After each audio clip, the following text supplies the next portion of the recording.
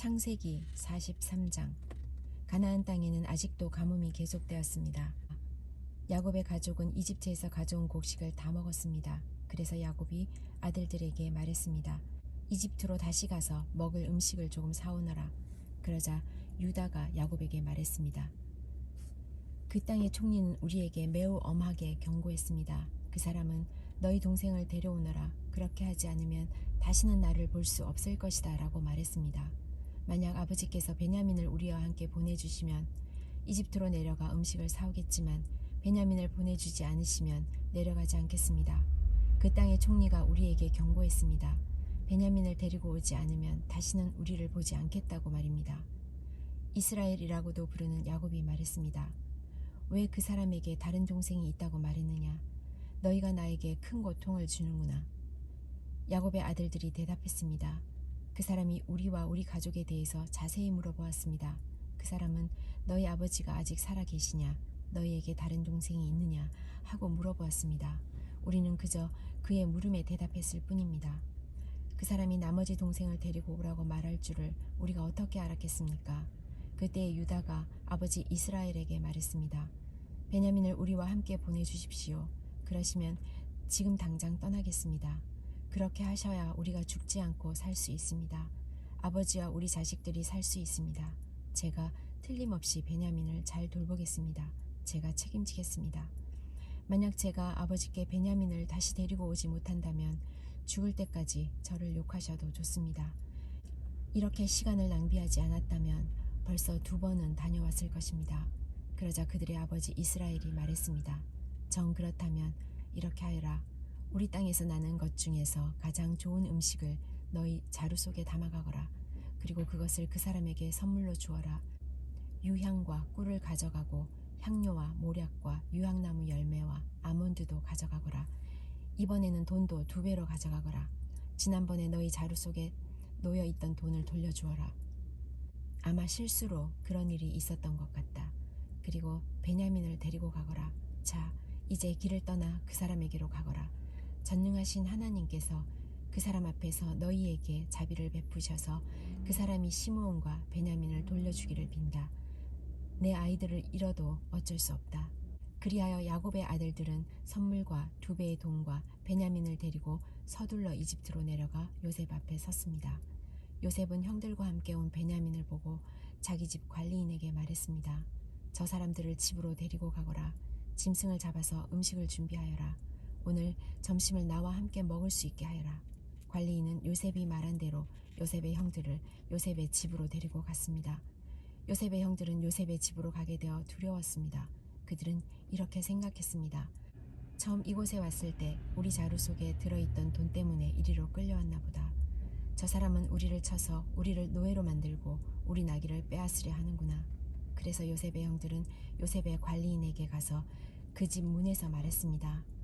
나의 주여, 우리는 전에 이곳에 음식을 사러 온 적이 있습니다.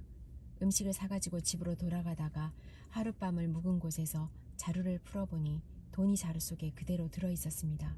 우리는 그 돈을 돌려드리려고 이렇게 그대로 가지고 왔습니다. 그리고 음식을 살 돈도 따로 가지고 왔습니다. 우리 자루 속에 돈을 넣은 사람이 누구인지 우리는 모르겠습니다. 그러자 관리인이 대답했습니다. 괜찮습니다. 두려워하지 마십시오. 당신들 아버지의 하나님이 되시며 당신들의 하나님이 되시는 분께서 그 돈을 자루 속에 넣어 주셨을 것입니다. 나는 당신들이 지난번에 낸 곡식값을 받았습니다. 그리고 나서 관리인은 그들에게 시므온을 데려다 주었습니다. 관리인은 요셉의 형들을 요셉의 집으로 데리고 갔습니다. 관리인이 그들에게 물을 주자 그들은 발을 씻었습니다. 관리인은 그들의 나귀들에게 먹을 것을 주었습니다. 그들은 그곳에서 요셉과 함께 점심을 먹는다는 이야기를 듣고 정오가 되어 요셉이 오면 주려고 선물을 챙겨 놓았습니다. 요셉이 집으로 오자 요셉의 형들은 준비해온 선물을 요셉에게 주었습니다. 그리고 나서 그들은 땅에 엎드려 절했습니다. 요셉은 그들에게 잘 있었느냐고 묻고 또 당신들이 말했던 늙으신 아버지는 안녕하시오. 그분이 아직도 살아계시오. 하고 물어보았습니다.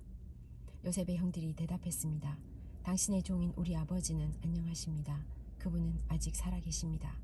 대답을 마친 후에 그들은 요셉 앞에서 머리를 숙여 다시 절했습니다. 그때의 요셉은 자기와 어머니가 같은 친동생 베냐민을 보고 이 사람이 당신들이 말했던 그 막내 동생이요? 라고 물었습니다. 그리고 나서 요셉이 베냐민에게 말했습니다. 얘야, 하나님께서 너에게 은혜를 베푸시기를 바란다. 그 말을 마치고 요셉은 서둘러 자리를 떠났습니다. 요셉은 자기 동생 베냐민을 보니 눈물을 참을 수가 없었습니다. 그래서 요셉은 자기 방으로 가서 울었습니다. 요셉은 울음을 그친 후에 얼굴을 씻고 밖으로 나왔습니다. 요셉은 자기 마음을 달래면서 음식을 내와라 하고 말했습니다. 그러자 사람들이 요셉의 상을 따로 차리고 요셉의 형들의 상도 따로 차렸습니다. 그리고 요셉과 함께 음식을 먹는 이집트 사람들의 상도 따로 차렸습니다. 이집트 사람들은 히브리 사람을 싫어해서 그들과 함께 밥을 먹는 법이 없었기 때문입니다. 요셉의 형들이 요셉 앞에 앉았는데 맏형부터 막내 동생까지 자리가 나이 순서대로 정해져 있었습니다. 그들은 놀라서 서로 얼굴을 쳐다보았습니다. 요셉은 자기 상에 놓인 음식을 형들의 상에 가져다 주게 했는데 베냐민에게는 다른 사람들보다 5배나 더 주었습니다. 요셉의 형들은 요셉과 함께 먹고 마시며 즐거워했습니다.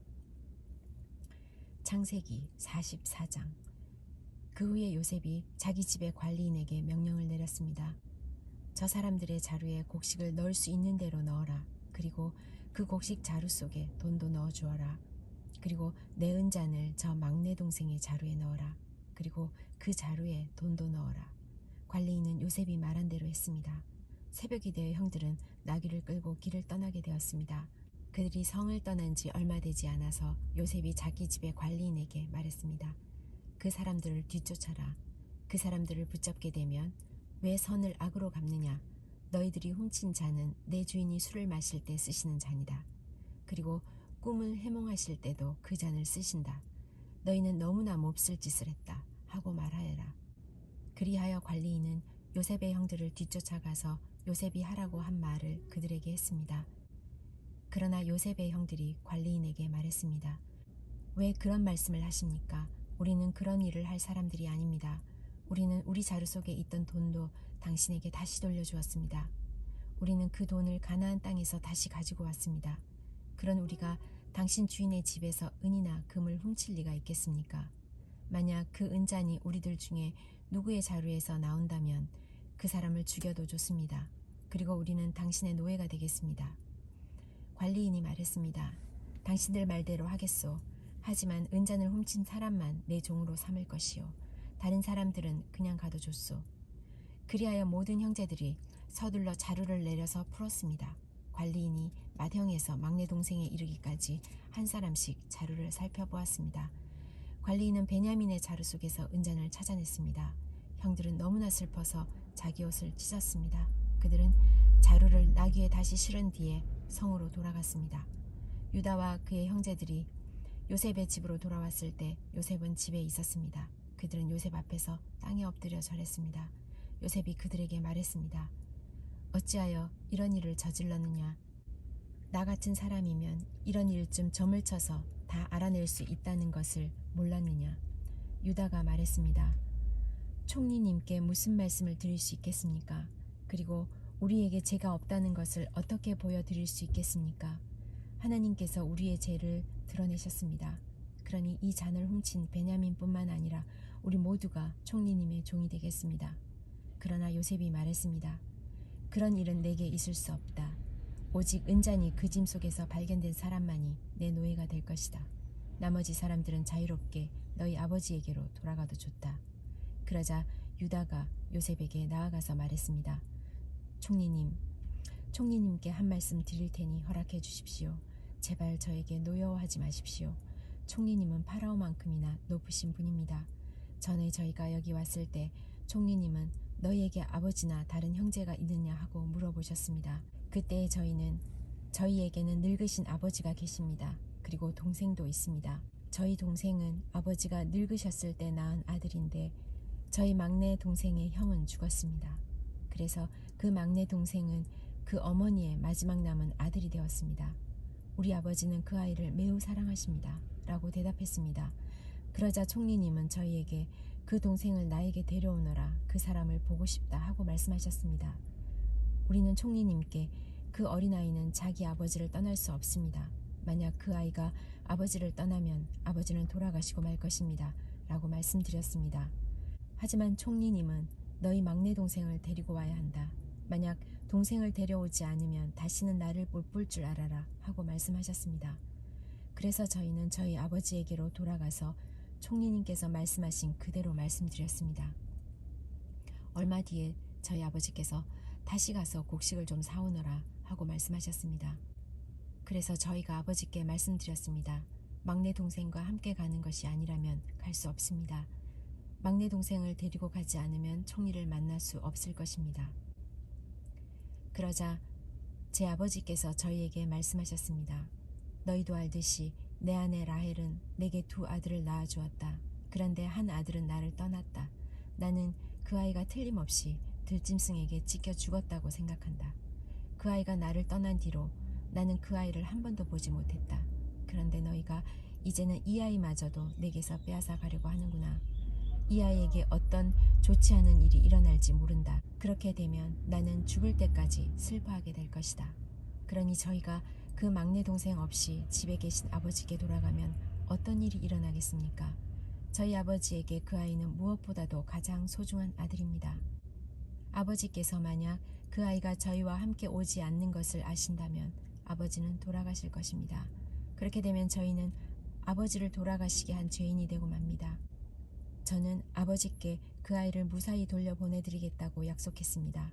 저는 아버지에게 만약 제가 그 아이를 아버지에게 돌려보내지 못하면 두고두고 그 죄값을 받겠습니다 하고 말했습니다.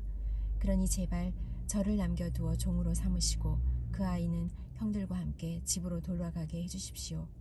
그 아이를 데리고 가지 않는 한 저는 아버지께로 돌아갈 수 없습니다. 저는 아버지가 슬퍼하시는 모습을 참아볼 수 없습니다.